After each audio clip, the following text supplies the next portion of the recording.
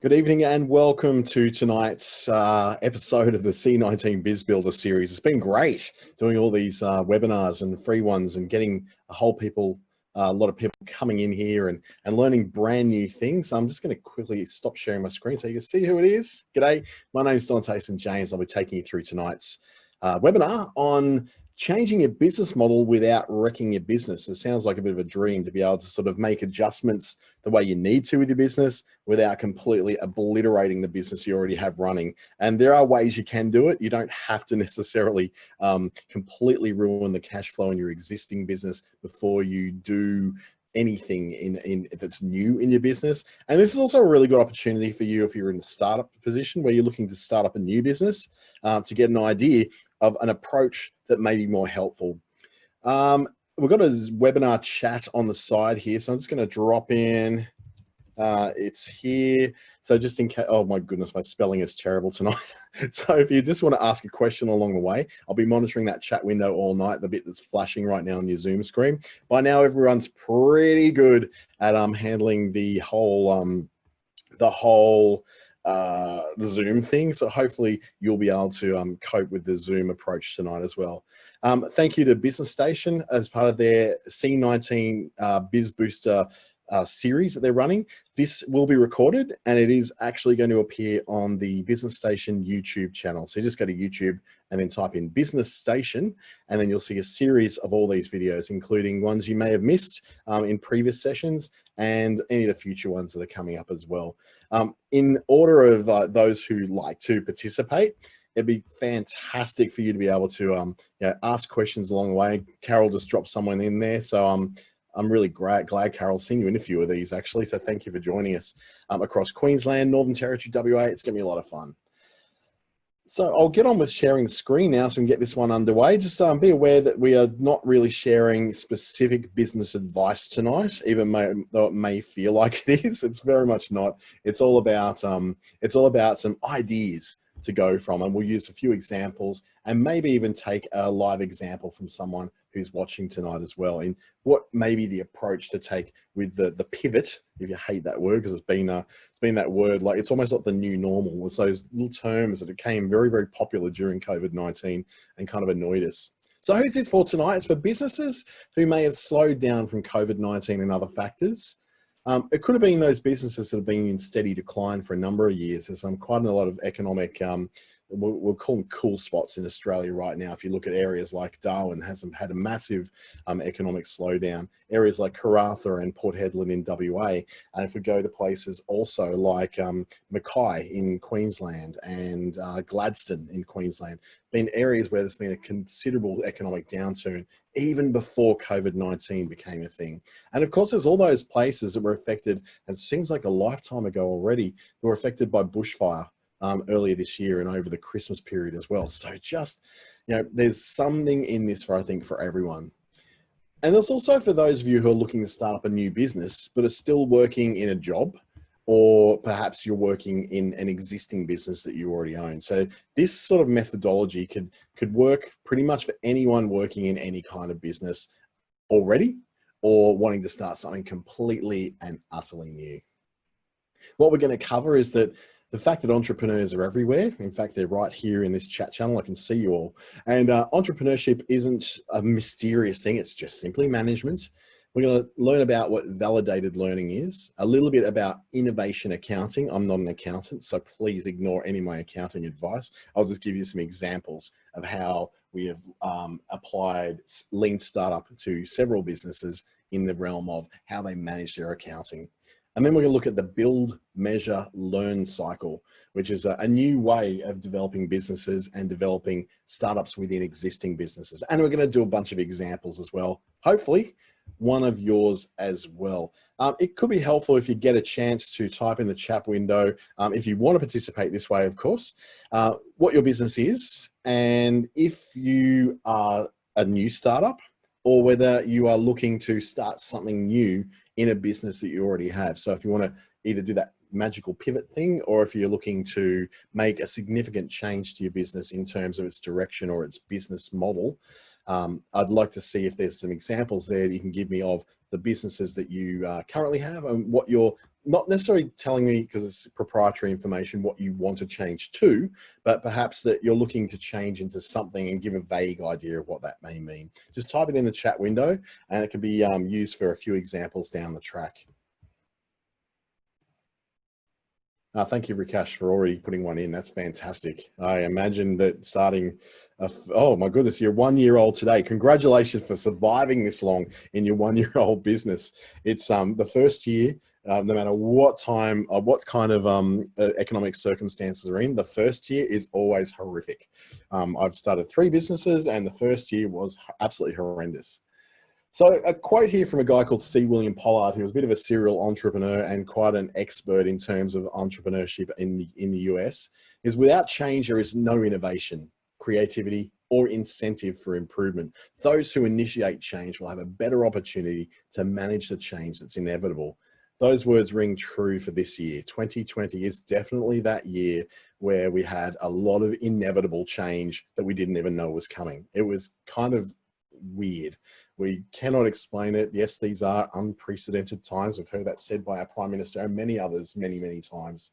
We've got a whole state of Australia that seems to be getting blocked off, you know, from the rest of the states and territories in Australia. So it's going to be an interesting ride ahead. Bit about me, I'm a lean startup ambassador for Australia, Papua New Guinea and Timor-Leste at the moment, only because, you know, those other 2 markets are a little small.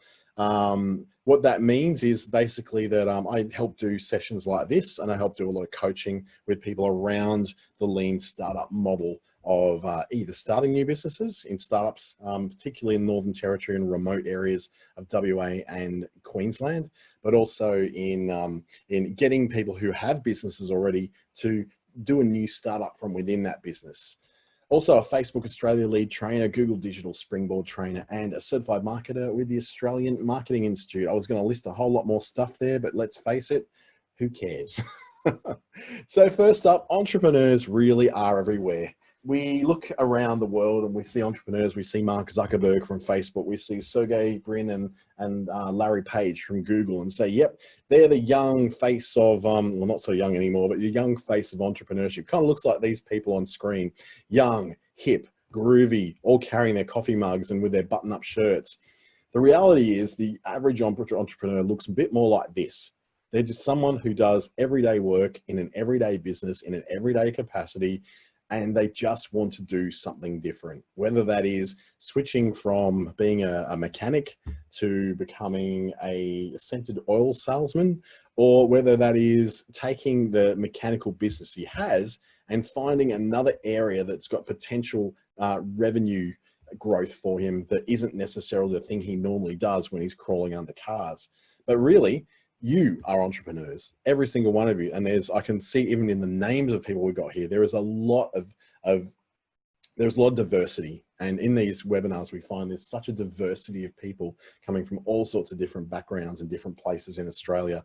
And that to me is the most beautiful thing, because it shows really that entrepreneurship is not a racial thing. It's certainly not a gender thing. In fact, we probably get more women on most of these than we get men. We also find that it doesn't matter whether you're gay, straight, bi, black, white, whatever shade of skin, whatever language background you come from, entrepreneurship is something which is so baked into every single one of our cultures when it comes to even those cultures that are based around, you know, tight family groups. There's a level of entrepreneurship that still exists within there. In fact, in some cases, it's even stronger when you look at you know, family-run restaurants and family-run organizations, and how many family companies there are that have succeeded. So the usual startup is you come up with a brand new idea for a brand new business, and you might be 19 years old and you've got a couple of $1,000 you want to put into it, and you go and you start and you inevitably fail like most do. And there's lots of stats that speak about, you know, how 80% of businesses fail in the first year, and you know, 90% of businesses fail in the first 5 years. There's so many stats that are really discouraging about that. But the issue is it doesn't necessarily look at what startups are in a whole. It only looks up at people getting a brand new business with no idea what they're doing and going kerflump and falling on the floor.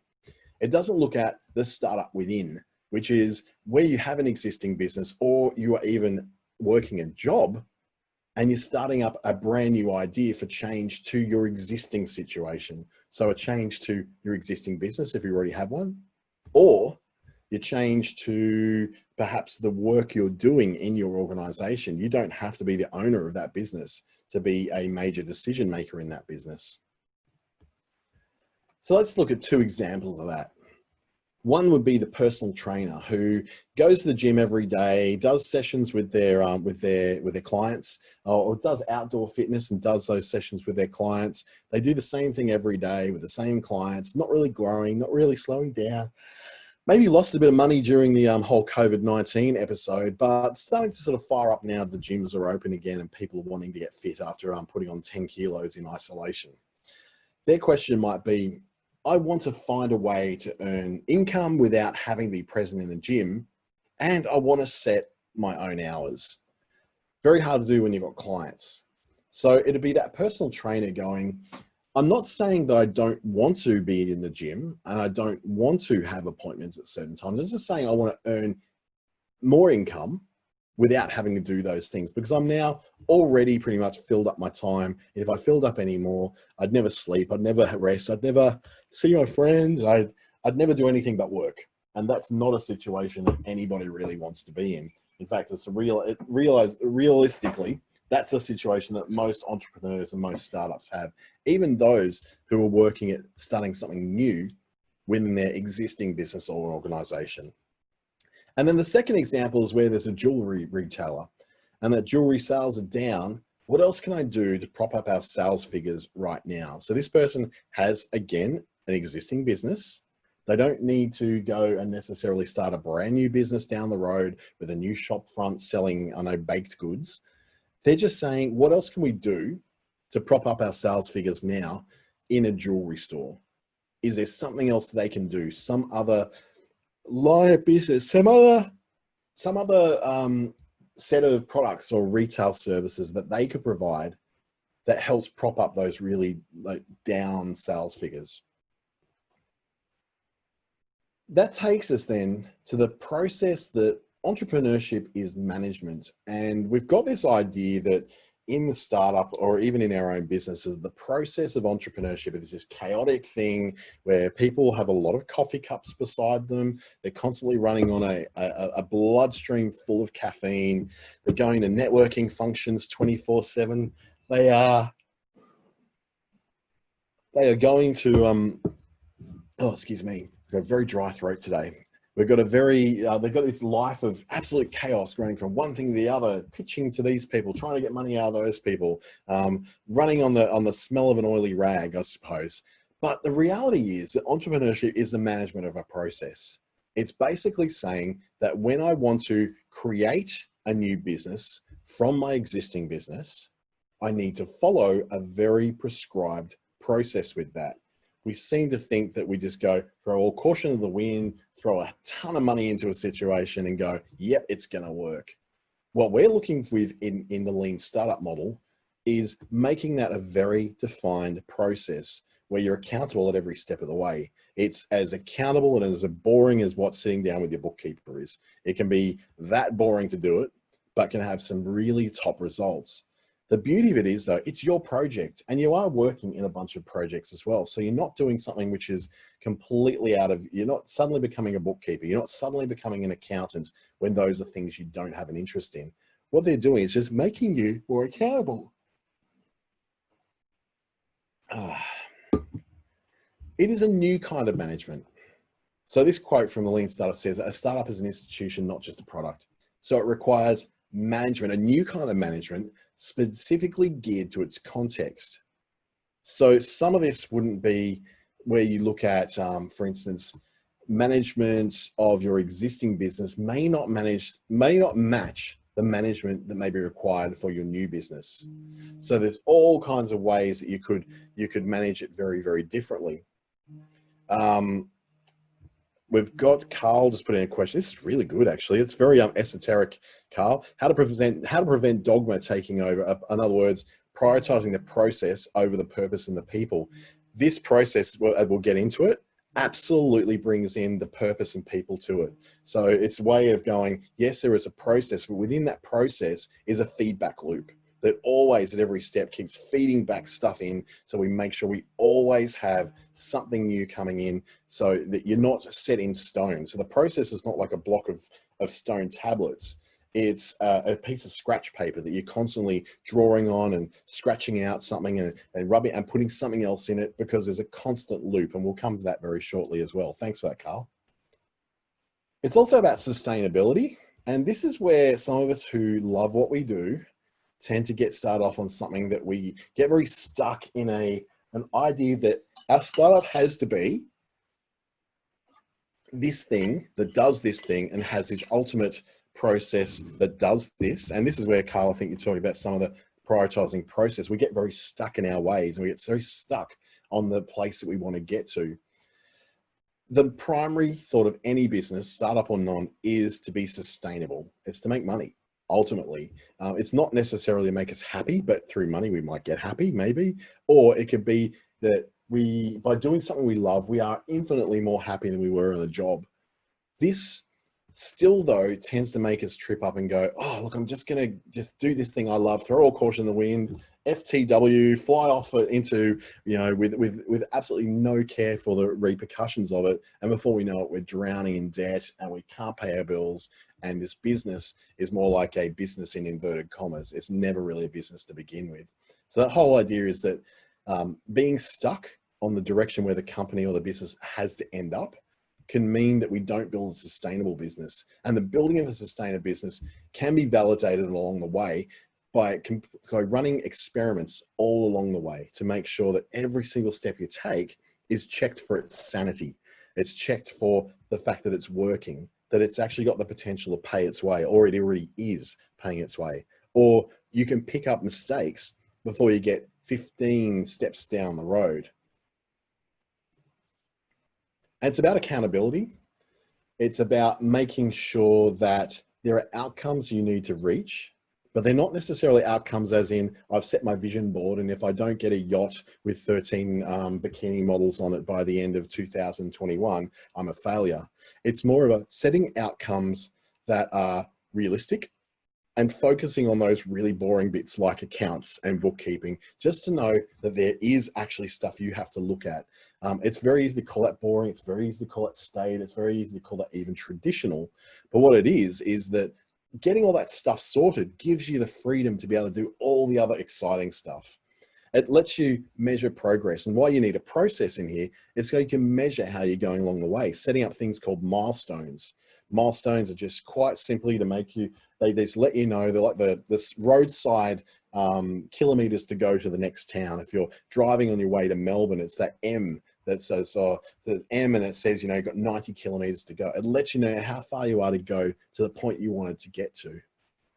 And it does require a different kind of accounting specific to startups, which may prioritize things like marketing over things like, savings. So it may go that in a startup phase of any business, even if it's one within your existing business, you may have to put something like, 25% of your revenue going back into marketing so you can continue to gain some momentum of people buying your product. So that may be one of those different changes, and that will depend very much on your market and very much on the kind of business you're looking at setting up.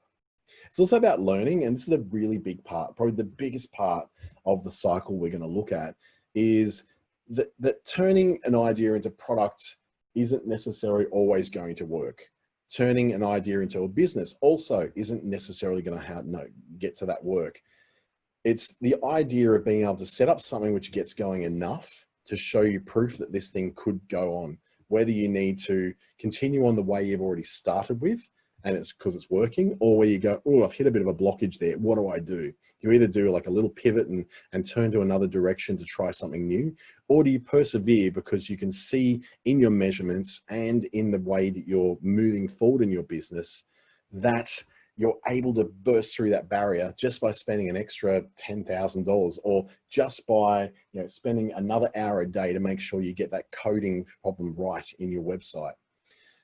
As it says here, all successful startup process should be geared to accelerate a feedback loop that build, measure, and learn loop, which we're looking at here, which is build, measure, learn cycle.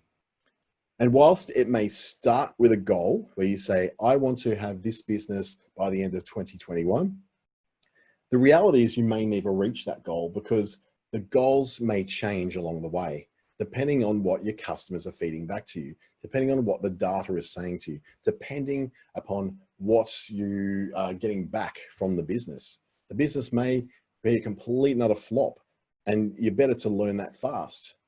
The usual problem with starting up a business or starting up a new business idea within your current business is you get an idea, you spend years or months building that idea to in the business, you launch it and nobody comes.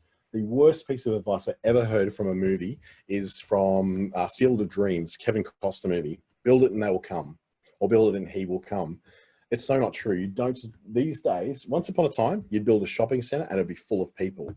These days, we've learned that retail is a very different beast. And building a new shopping center does not necessarily guarantee people coming in. And anybody who's been to regional areas like Darwin, Mackay, probably even Port Hedland in WA, where there's new shopping centers were built to accommodate the mining boom traffic in those towns. Once those major projects were built in those towns, the population dropped again and we're left with half-empty shopping centers. Now I'm based in Darwin. We've got several of these now where they were built to accommodate a population rise that did come very quickly.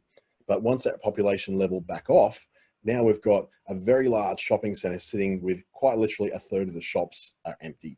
And in our main shopping center, which would be the equivalent of a Westfield shopping center anywhere else in Australia, it's now in a position where there's probably about 20% of the shops are empty. And that's in a major shopping center.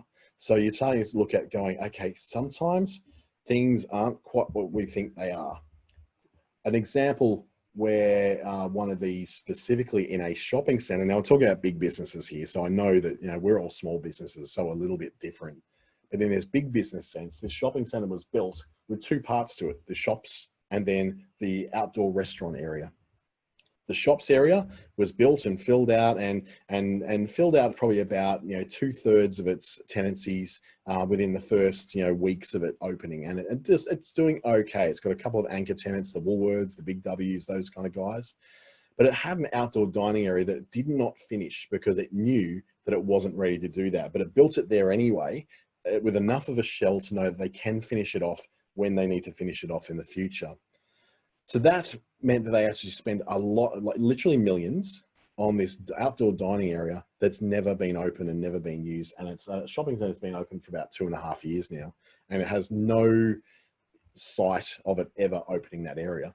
So a whole lot of millions was spent on something that wasn't used. That's the problem with the usual business approach, is they have an idea and they spend years and millions of dollars into turning that idea into reality, only to go into the launch and economic circumstances have changed, the market's moved, or quite honestly, nobody in that area wants to dine in an outdoor dining area because Darwin's stupid hot at every time of the year. So why would you want to build an outdoor dining experience that can only be used comfortably in 3 months of the year? The minimum viable product then is the other way of looking at it. This is the lean startup method, which it says that learn, build, and measure. So learning about what you need to do, building a bit, measuring to see if it's okay, and then going back and using that learning to build the next bit is a far less wasteful way. It doesn't leave major shopping centers half full. It doesn't leave a whole area at the side of the shopping center completely unopened. Unfortunately, you probably can't get a lean startup model through a council set of planning applications. But what you can do with your own business is, rather than, let's say, setting up a brand new business, buying $250,000 worth of stock, prepaying $500,000 of rent, and hiring 15 staff to be able to pay them all at, $40,000 to $50,000 a year, and then realizing 3 months in the thing isn't making enough money to pay for it, the loans you've had to take out for it.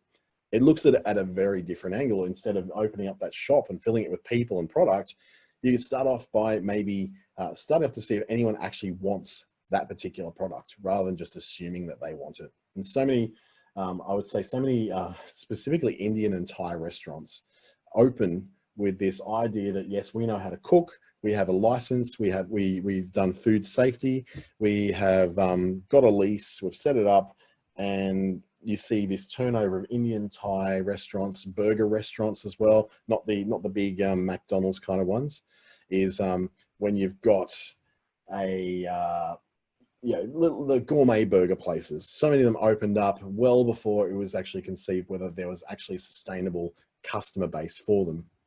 Carl's got here what to watch out for when developing a minimum viable product. When is perceived minimum viable product not actually a minimum viable product in terms of a lean startup? Great question again, Carl. This is when you're looking at when a minimum viable product that you've built, which is like, say it's probably good to give an example of what a minimum viable product would be.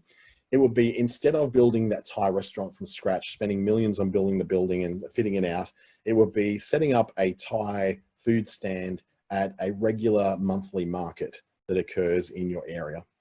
So that minimum viable product isn't going to cost you as much to develop and lets you know whether there is demand for what you do, whether there's a standout dish that people will go, you guys should have a restaurant. I'd so buy this every week. It's getting that feedback loop. Now, what Carl's asking here is specifically, when is that minimum viable product? So in other words, your Thai laksa stand or your Thai noodle stand, actually not a minimum viable product in terms of lean startup. Okay, now I'm trying to understand this. Not actually an MVP.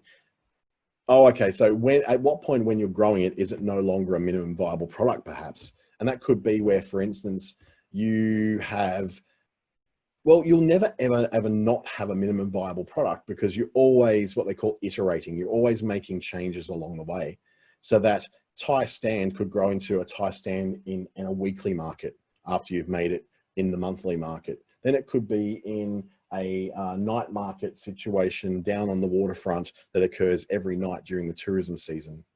And then it could be in a shared restaurant space with other restaurateurs where you're testing out to see again, and then you grow it to the next thing, which could be then where you are presenting you're not building a restaurant, you're just using an existing restaurant space, say in a small shopping center where everything's already set up. You're not having to spend everything on bricks and mortar. So it's the same. Thai stand is a good example. Let's scale it gradually as shared space. Yeah, that's exactly right, Carl. It's that whole idea of taking it to the next little bit and testing that and making sure that works. And you're like, geez, we're making really good money this week. Maybe we should look at maybe moving into one of the local shopping center food courts where we can have a constant stream of foot traffic. But you don't just jump straight into the shopping center. You don't just jump straight into building a bricks and mortar restaurant straight from day one. You've built there after testing along the way that there actually is room for another Thai restaurant in your community. Thanks, Carl. Again, great questions. So why would you do a minimum viable product? And a minimum viable product is like, basically, it's not the thing that's perfect. It's not the thing you dreamed about. It's not the thing that's sitting on your vision board. It's the thing that's kind of good enough to get going. It helps you get to market a lot faster and cheaper, mind you. You don't have to spend anywhere near as much money because you're not getting it perfect. Quite often when we're building a website, for instance, in one of my businesses, is that we're looking at building the perfect website for the perfect client, and it's all great. And we find that that perfect client has about 5% of what we need to work on is taking about 80% of the amount of time we've got to spend on the project, because at the point of 95%, it's actually at a really, really good level. It will be a perfect thing to launch with, but they've just got this in their mind that there's this little 5%, this little piece of code that we have to insert in there that's going to cost us 20 hours of coding and development and testing to be able to do something which is not necessarily something that anyone ever asked for. And that's the big thing when it comes to minimum viable products and developing a business within your business, is learning if people actually want what it is you do. A minimum viable product, yes, it allows you to get at market faster and cheaper, but it lets you fail faster. And I know failure is a bad word. It's all about people that going, oh, failure is, don't talk about failure, be positive, be positive. But the problem is that if you're always succeeding, you're never learning anything. When you're failing, you learn, okay, don't do that again. And it also gives you the idea that you can pick up some of the things from the ashes of that failure and go, well, from that failure, I learned blah, blah, and blah, which is like, that's where the business idea should have been, in that thing that I learned as part of the feedback from the customers when I closed down. What this allows you to do is not get 3 years down the track realizing you've spent $2.3 million with a mountain of debt you'll never be able to repay and going, oh my goodness, what have I done? It allows you to fail a lot faster and cheaper. So you fail along the way in little sort of missteps, trips over, you trip over a hurdle and you get back up and you go again, because each one of those failures is not costing you $2.3 million every time. And then it lets you change direction before it's too late. Once you have built a house and you've moved into that house, it is too late for you to decide that you wanted to build a different house. Whereas if you are renting in multiple different houses over a couple of years to learn what kind of house and location you want to be in, you're actually giving yourself a direction. You're going, yep, I now know the area I want to live in. I now know the house I want to build. That's great. Now we're going to make a much more informed decision about how we're going to spend that $1 million on the new house that we're going to build in that suburb that we love to live in. So that change in direction before it's too late is like, if all the IT companies I've worked for and consulted for in the past could do that thing, like go back in time, they would go, oh, if only we had known at that point that this would happen. It's because quite often what they do is what they call a waterfall project. They finish one thing and drop down to the next task, finish one thing and drop down to the next task. Whereas what this process allows you to do is to be a little bit more agile, allows you to get to a point and you go, this is great, keep going this way. Or you go, oh, this is not working, quick, just change direction slightly, let's try this. Because they're usually fixed on a set budget and they're usually fixed on a set result that they must achieve. And that's, thankfully with businesses of our own, we don't have that. An example I'm going to use for a business very recently, it was shared with me through my contacts at Facebook, was an event staging company. And I want to say they're in South Australia, but I'm not 100% sure because I didn't see where they were from. I just knew they were in Australia. These guys build the stages for all those bands and shows that you get at festivals. And so they're very good carpenters, they're very good constructors. What they realized when COVID-19 hit is that there is no events. There's nowhere to set up stages. And so they had no money, but they had a bunch of carpenters who really enjoyed building the stages. That's something they really like doing. It's good, solid, structural things that can take weight and could, but they've always complained they'd like to get a bit more creative, but every show needs the same square stage and no one's ever doing something different. So what they got was all this timber that was sitting in there not being used for a bunch of events that are never going to happen. They said, well, what's the one thing that a lot of people in our area seem to want right now is desks, and all the furniture stores are out of desks and people can't get them. What if we built solid desks for working from home? And also a set of desks which are temporary. They're desks that don't have to keep as desks. In fact, we can rent them out to them and then they can bring them back. This ended up being such a massive idea. This is now a permanent fixture in their business. It went, now that events are starting to come back up again and they're getting a little bit of work coming through for the rest of the year, they're still in a position where they go, it's still worth us building furniture, building desks, because people are still wanting this. In fact, people are asking, where did you get that desk from? I want to get one. So that's an idea of where someone went, we're not going to shut everything down and become a furniture company. They said, we have timber here that's of a quality that we can build furniture with. We have carpenters. We have contacts with our local network. We deal with businesses all the time with these festivals. Why don't we test this out? Let's build a few desks for the people that we know and see how they feel about them. And they get feedback about those desks to say, okay, they're not wobbly. They don't shake everything the minute you start typing on your keyboard. They can be folded up and put away when they're not in use. Are they light enough to do that? Yeah, they are, because a lot of they use plywood when it was a lot of the stuff with staging. And they've got all the bits and pieces in terms of putting footings on the legs, putting the right kind of screws in there, or making it so it's with Allen keys so that they can then just quickly pull apart that furniture or add new things to it. So at each point where they tested and said, okay, this is something we could do, only now have they said, now we can start an actual office furniture company where they build custom office furniture for people right around Australia that can be shipped to you. And they've done all that in a matter of 6 months. And that's phenomenal. That is like, you know, a brand new company is being born from that. But they didn't go all in. They didn't start building a new shop front just for their furniture. They instead went, we'll sell our furniture through an online store. Let's do a few Facebook ads to make sure that comes through and says, okay, we're doing this thing. And the pricing was reasonable. So they got a good customer base. The customers were giving good feedback through the Facebook page and Google, giving great reviews. So they were able to then go, we've just done a little bit, but then moved on. Rakesh's summary from Wikipedia. A page is one side of a leaf of paper, parchment, or... Sorry, I've got Google trying to answer questions I'm not asking. So Rakesh said, sounds great, but is that not killing the local desk maker? The difference is that the local desk maker has no desks left. So they were fulfilling a need because nobody had any desks.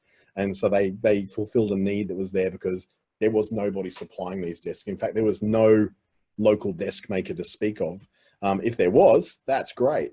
But that's also an issue with, I guess, the open economy and the market economy, is that there's always going to be someone who comes along and does a better job. There's always going to be someone who stands up as a competitor. 3 years ago, I was the competitor in my space in the Northern Territory.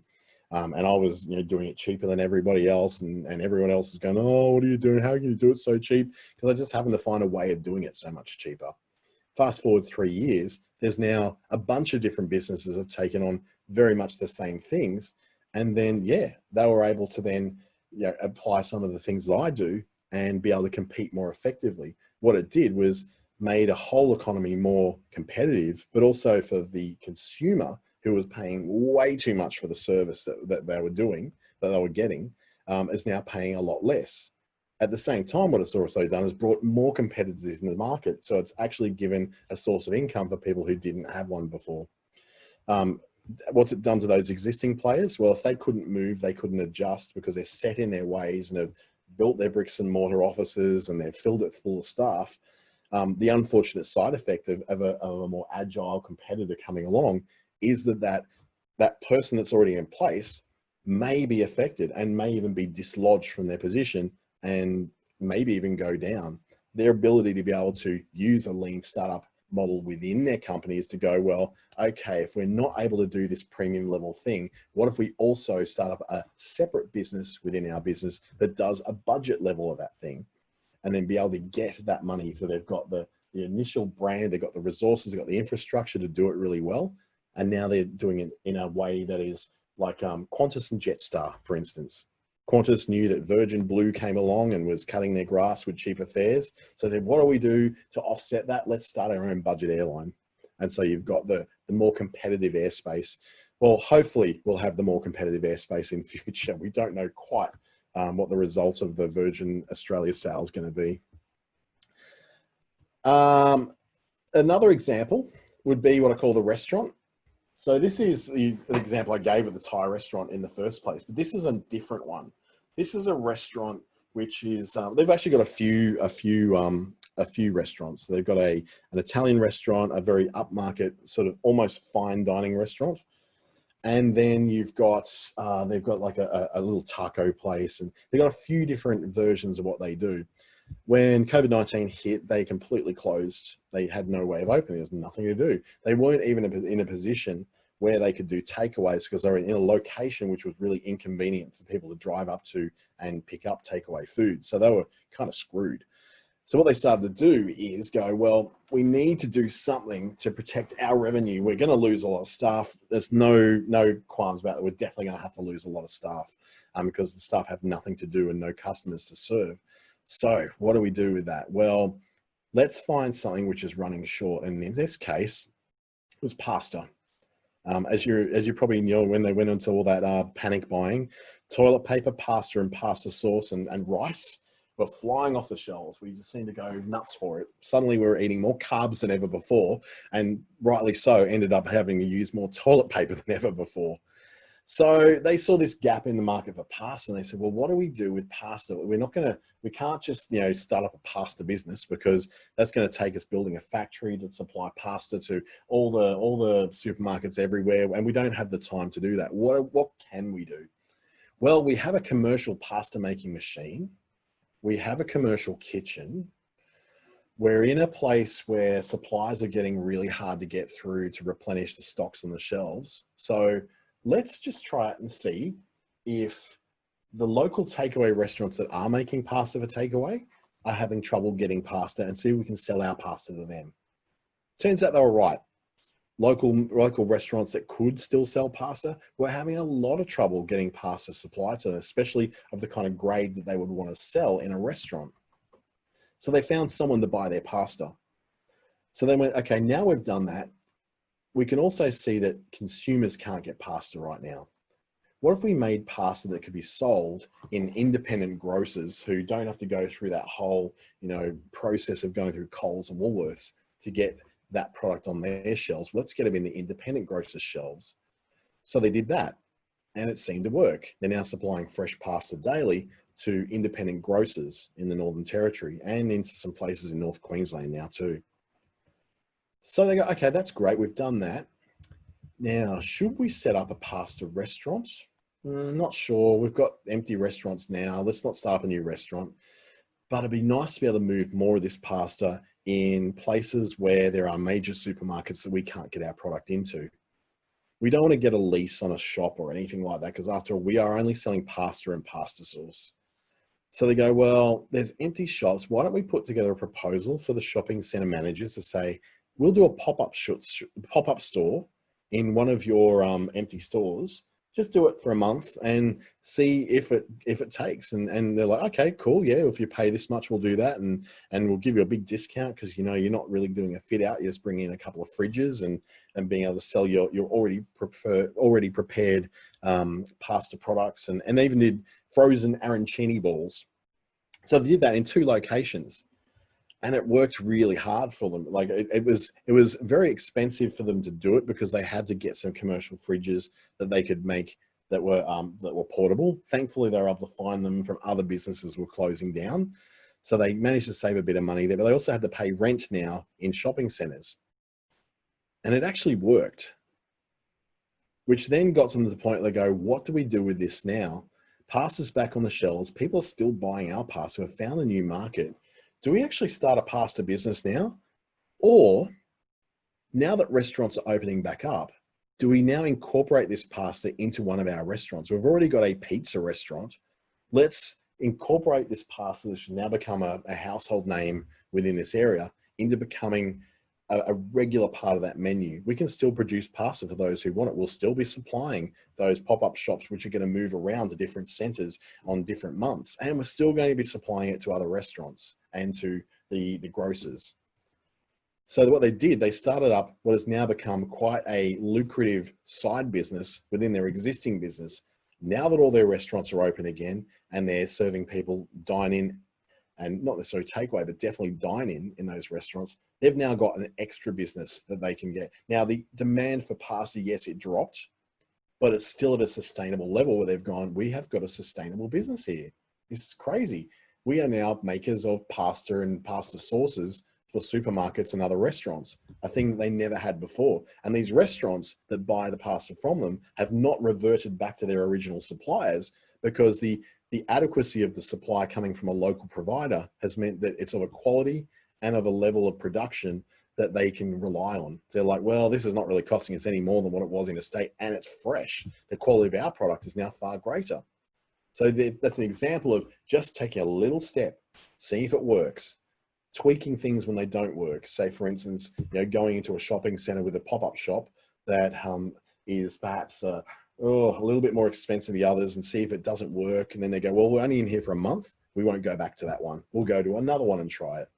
So they actually did not have an end in mind. They did not have a goal that said, I must have a chain of pasta restaurants around Australia. They just said, we need to protect our revenue. And to do that, we've got to think a little bit differently. So another great example that came out of COVID-19, it was the cocktail bar, Dom's Bar and Lounge. the guy opened in September last year. Great little place, like a funky little cocktail bar with, you know, a great vibe about it, a great feel about it, just nice tunes playing, friendly bar staff making these really cool cocktails that weren't over the top. They weren't over the top priced either. But then COVID-19 hit and he had to close his bar. So there he goes. This thing is already on the way to failing after spending so much money of securing a lease, doing a fit out, getting all the licensing in place, getting tens of thousands of dollars worth of product to sit on the shelves to make sure he can actually get it. So knowing that now he has nothing to be repaying all those things, it must have been heartbreaking. But then liquor licensing laws were lifted a little bit, which allowed people with small bars to do delivery. So we had some of the local beer brewers who were able to go and deliver beer on tap to your driveway. And he looked at that and went, what if I did a on your driveway cocktail service? So you order a couple of cocktails, a bunch of dumplings that they could produce off the back of a ute that's all completely done cleanly and done the right way and licensed. And we can do that without having to build anything new. In fact, we've got dumpling warmers that can just be mounted in the tray of the ute. We have all the equipment that can be put into a modified toolbox in the back of the ute. And then we can go, wow, we can actually build now a mobile cocktail bar, which is what Dom did. He built, and it got a lot of press up here because it was just cool. So people were having, you know, house parties with the people they live with, and they were out the front maintaining social distancing, making sure everything was done right in terms of making sure things were sanitized and hands were washed, staying distant from it. It was amazing that they were able to build an actual business out of this, to the point now where they're going, well, do we continue this?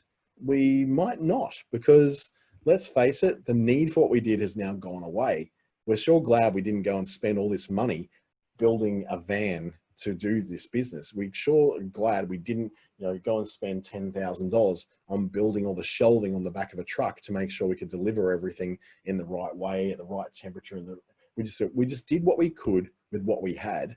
We built a minimum viable product, which was delivering the cocktail bar experience on the back of a ute.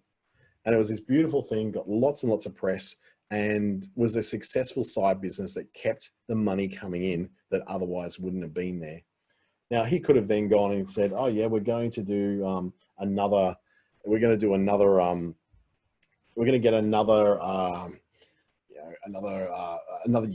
and we're going to build this out to go further. But then as soon as COVID-19 restrictions started to be lifted here, then he would have been in a position where he had an extra ute with nothing to do and having to pay that off. So he just sensibly said, okay, I need to do something. I'm going to build this minimum viable product, which is the least I can do for the biggest return. That's all a minimum viable product. The least I can do that gets the maximum return to at least keep money turning over in the till. And it worked for him. So if you'd like to know more or have any questions about this, there is a book called The Lean Startup by Eric Ries, which is most of this is based off. It's become quite a movement all around the world, so you can join more about that and find out a lot more about it as well. There's even a bunch of videos from experts and entrepreneurs around the world who have been in the Lean Startup. But more than that, there's a community out there of people doing it. There's Lean Startup nights in most of the major cities. I know Brisbane has had one. I'm not sure if Perth has yet. Darwin definitely has not, but I'm about to start at the first one, which is where you can sit down over what is called a lean coffee. And you basically sit down with a bunch of other business owners. You put down what the issue is you want to overcome today, and you get voted on. Everyone votes on it to see which one is going to be the one that's the first one or two that's going to be covered of the day. And the only trick is you're not allowed to vote for your own. So it's a really, really awesome way of looking into getting some help along the way. So if you want to know more about that sort of thing, or if you'd like to inquire about how we could perhaps even do a hot seat kind of thing like that online in the future, might be a really fun thing to do, where you can interactively vote on what you'd want to, what you'd like to do, and what topics you'd like to cover, and we can turn that into a lean coffee. Or if you've got any questions, Carl, you've been an amazing source of questions tonight. Thank you so much. That's been amazing. You've hosted a lean coffee at work. Great, Carl. They're awesome. I absolutely love them. I miss them so much. I used to do them in Sydney when I lived there for a year, and it was one of the highlights of my week was going for Tuesday lean coffee. It was great, and you can host them in work as well, where you go, okay, here's a bunch of things we need to solve. Let's vote all of us on the ones that we're going to cover today. Really great idea. If you'd like to get in touch with me at any time, that's my details. You can find me very easily with a name like Dante St James on LinkedIn and Facebook. I was never going to be named something that was hard to find. So you can look for me either at dante@treaty.com.au or just look for Dante St James on Google. You will find the many different things that I have. Thank you again for joining me. I know it takes time out of your day to actually do this, but it goes to show just how much all of you are willing to put into your businesses to make sure you're doing the right thing. And this kind of study and this kind of dedication is what's definitely going to help you to ensure that your businesses succeed when so many others don't. You are bucking the trend already by doing that extra learning that it takes to keep it going. Thank you so much and have a great night and a great week too.